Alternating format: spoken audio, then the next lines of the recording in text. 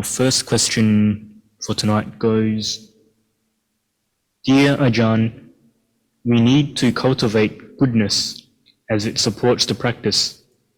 However, I found that attachment to goodness causes suffering. The world is inherently a mix of good and bad. When I bind to goodness, suffering arises as soon as I see bad things. However, understanding the uncontrollable nature of the world helps me. It helps me to accept the existence of both good and bad. Would you comment on this? Yeah, very good point. It can be quite challenging and difficult in the world, especially in this day and age where we receive so many bits of information about what's going on in the world beyond ourselves. And a lot of that information is pointing to the suffering of humans. That takes a lot of mental strength to cope with. So the Buddha's teaching on the 4 Brahmaviharas, these divine abidings, is really useful for dealing with that fact. Of course, we're developing goodness, and we develop goodness on many levels: sila, samadhi, panya, and also these 4 divine abidings as meditations and also reflections in daily life help us to deal with the fact that the world is a mixture of good and bad, and we do encounter suffering in our own experience and the people around us. So we have metta, the basic goodwill. We develop kindness, goodwill to ourselves, to others. Karuna, compassion. Mudita, sympathetic joy for the success and happiness of others. But also the important one, but the difficult one, is upekkha. So equanimity based on the understanding of the law of karma, that every being has to receive the fruits of their karma, good and bad. And it's not all good. Sometimes we have to ourselves receive the fruits of our karma. Sometimes it's people close to us or near us that receive the fruits of their karma that we see. And if it's bad karma, then they may be in pain or suffering, and there may be little we can do about it sometimes. Even though we may have the wish to help them, there may not be anything we can practically do. So you have to cultivate upekkha and accept that fact. Be at peace even with the unpleasantness of the world.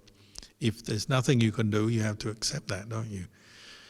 It's not based on laziness or not caring, it's just a realization of the limitations of how much you can achieve. Sometimes there's nothing you can do to help someone. So you practice upekkha and accept that fact. So all the time, karma is coming back to us, to others.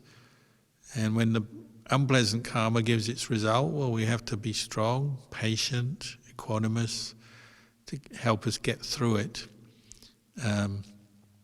So it's very close to the practice of goodwill, metta, but it balances it, helps you to stop becoming too attached. Even if it's your loved one who's suffering, you have to accept this has happened for a reason, whatever. Often it's when you're doing something good, you're practicing goodness or cultivating goodness, is when these obstacles will come up. So like today, we had a few people ordain in the monastery. It's very common when you come to ordain as a Buddhist monk or nun, obstacles come up straight away. It may be relationship issues, somebody in your family or relationship doesn't want you to ordain, or they got some need for you not to ordain. Sometimes it's physical things. So Venerable Dhammiko fell over and hurt his hand just before the ordination. Venerable Nirodha had leg problems. Even the preceptor, Ajahn Kalyano, had leg problems, had to sit with a painful leg during the ordination. My doing good today was ordaining new monks. The new monks were ordaining, they're doing good, but obstacles come up. Sometimes people are supportive, sometimes they're obstructive, sometimes your body is supportive and strong, sometimes it's weak, ill, you have an accident. This is all karma. We call it karmic debtors. The karmic debtors come in to collect their merit. The karmic debt collectors collecting their merit just before you're doing something good, or just as you're doing something good, they'll come and take their little bit of the action. So you're ordaining, they want a bit of their merit to take away, so you have the illness or the accident before the ordination, or it can come up in so many different ways. You need your equanimity, your upekkha to face that. And it's the same with seeing other people or knowing other people doing good, doing bad, experiencing the fruits of their good and bad actions. You need the equanimity so you can stay calm, mindful, and then with wisdom you reflect on the situation and see what can be done. And if there's nothing that can be done, you have to just accept this is the way it is. You have a painful leg or a painful hand, that's the way it is. Until you've gone through it, hopefully you can get good medical treatment and it eventually clears up. But the important thing is to keep the equanimity so your mind doesn't get overwhelmed by the ups and downs of life, the pain, the suffering, the losses, the failures, the criticisms, all the sort of negative stuff that comes our way. You need equanimity to deal with that. Sadhu Lumpur. Next question. What is the difference between gossip and passing on information for someone's interest? Thank you. You have to reflect on that yourself, don't you? What's the intention behind your speech? Much of our practice is becoming internally mindful of our intentions, whether those intentions are skillful or unskillful, wholesome or unwholesome. So if you're passing on information, that may be an act of kindness, so a good intention, sharing something useful to somebody else, and that would probably be good speech, right speech. Gossip, it depends how you define it, but generally it's considered as something negative. You may be pointing out someone's faults, sometimes it's true, sometimes it's not true, maybe we're exaggerating. You have to come back to look at your intention. Maybe it's coming from jealousy or competitiveness, conceit, arrogance.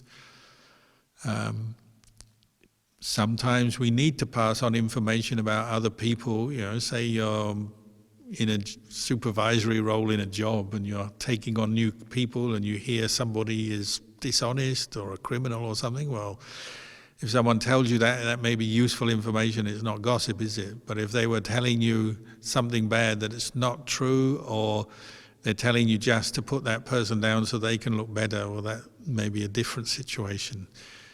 So you have to look at your own intention when you're speaking to others. Are you speaking with kindness, metta? Are you speaking the truth? Is it the right occasion, the right situation to say these things? Is it conducive to that person's benefit? Are they going to become more mindful? Use that information to help them do something better, improve as a person? Gossip tends to take away mindfulness, doesn't it? Your mind becomes more distracted, more caught up in negative thoughts and emotions when you gossip. The more you gossip, the less mindful you become generally, and the listeners of your gossip tend to become less mindful, caught into more unwholesome states. So you have to look at the results as well. If you are a gossip, and a lot of us are, you have to see the results of what you're doing and say, oh, this is not good. I'm not very peaceful, not in a good state after I gossip, and other people maybe are not too. So you're making the world a worse place through your gossip. So you reflect on it, and then you try to improve. And you maybe make your own plans and determinations, and you say, I'm going to change this habit, try to be more mindful of my speech, only speak that which is good and kind. If I haven't got something good to say about a person, maybe I just won't say anything at all about them. Just keep quiet. If I tend to exaggerate things, for some more hidden motive that's not so wholesome, well, try to give up that habit. Try to use mindfulness and then reflect on your speech to improve it. A really good practice is come and live in a monastery. Your speech will improve quite quickly if you live in a monastery, even if only temporarily. In monasteries, you tend to see the best speech in the world. It's not that lay people can't speak well as well, but monasteries have a very high standard. So gossip is quickly exposed or revealed as something harmful if it's negative, unwholesome gossip. But useful information sharing, well, that can be very helpful. I mean, Dhamma teaching is useful information sharing, so there is a time and place for that as well, the useful, beneficial type of information sharing, of course. But you have to reflect on your intentions and the results of your speech, and then you'll become sharper, clearer on how to practice with this. Sadhu. Next, we have a live question. Please go ahead. Well, thank you, Lompo, for your reflections. In that context, somebody said recently that we are, or that we are spiritual beings having a human experience. Similarly, Ajahn Amaro from England at a retreat recently also said that we are here to make choices. What are your thoughts on that? Thank you.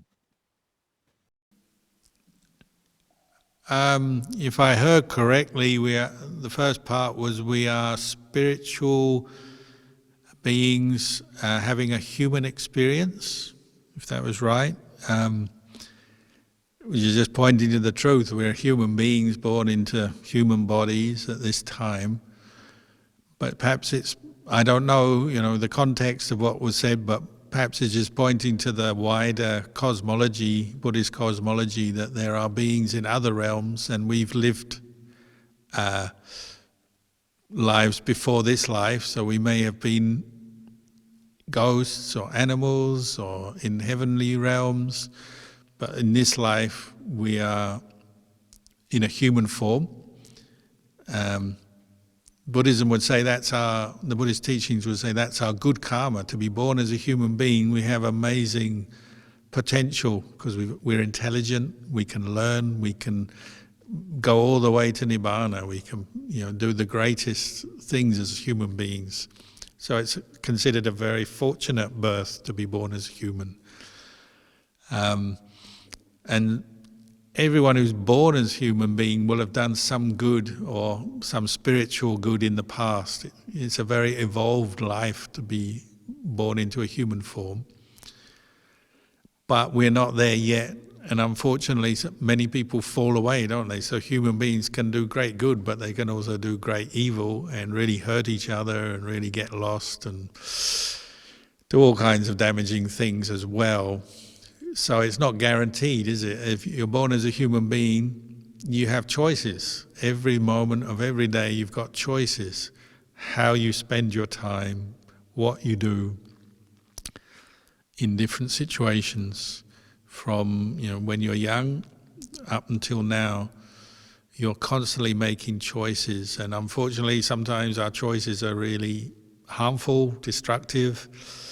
Partly that's through external influences, like the influences of other people, cultural influences, environment of where we are. But the other part is internal, it's ourselves, and we often just don't make good choices because we haven't been exposed to the right teachings and help, and then we are thinking wrongly or in unskillful ways, so then we can often end up in a mess in life. Or quite often life is a bit of a mixture, isn't it? We make mistakes, We learn something from those mistakes. The choices you make, sometimes they go well, and that's good. Sometimes they go badly, and then we have to learn from that. And how fast and how well people learn, well, everyone's different. We are all different according to our karma. But I think the Buddhist teachings and the Buddhist message would be, well, try to make good choices that are for your benefit and the benefit of others all the time, and reflect on that. And sometimes we have to learn from mistakes, don't we? Life is often about learning from mistakes, but that's all right. We learn from mistakes, then we grow from them, we become wiser, more experienced. So making some mistakes is natural, and we have to accept that. But try to learn so that your choices improve as you go through life. And you might call that spiritual progress. As you make wiser, more compassionate choices, these are going to help yourself, help other people. Does that make sense? Yes, thank you very much.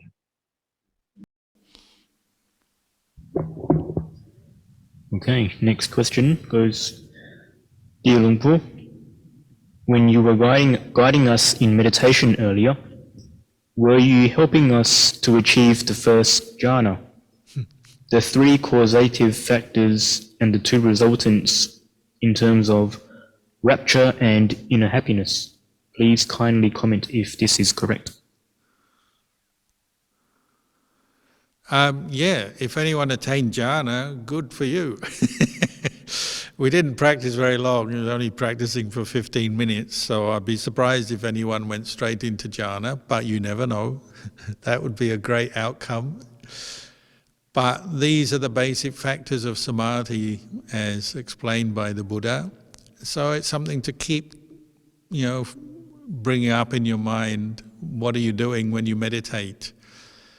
And remember, just because we're talking about the factors of samadhi, it's not just what we call samatha practice for jhana.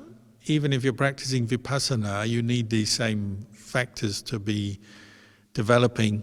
Although in vipassana you're contemplating, reflecting on the 3 characteristics of existence, so you're not in a state of absolute stillness. If you enter jhana, you only know that one object, so you can't practice vipassana. But you still need samadhi, so that's why they say the best practice of vipassana is coming out of jhana, when your mind is very mindful, pure, peaceful, still, then to see impermanence, unsatisfactoriness, not self, is most effective, developing insight at that time. But whether you are peaceful or not, you're developing vitakka vichara all the time, aren't you? You're trying to develop mindfulness using the breath, for example, vitakka, and you're sustaining that vichara. Even if you're contemplating or reflecting on your experience, you need mindfulness, and you need to be sustaining your attention in order to understand fully what you're involved with. So to see a thought as impermanent, arising, passing away, to clearly see that with mindfulness, to know it as impermanent, you need vitakka vichara. You now need to be able to sustain mindfulness from moment to moment so that you can see a thought arise, pass away, and let go of it. Same with feeling, same with investigating the body. And you'll notice when mindfulness is not weak, you may put your attention on the breath. When the mindfulness is not strong, when it's weak, you put your attention on the breath, but then it goes, lost in another train of thought. So that's not going to, you may remember, thoughts are impermanent, but you're not really seeing impermanence at that moment, are you? You're getting lost in another train of thought, or reacting to a sensation, pleasure, pain, whatever. What we want is this vitakka and vichara, the sustained attention on your experience, wherever you're directing your mind, so that you can know things as arising and ceasing without moving with them. You don't want the mind to move or get lost with them, but just to see them or know them as they are.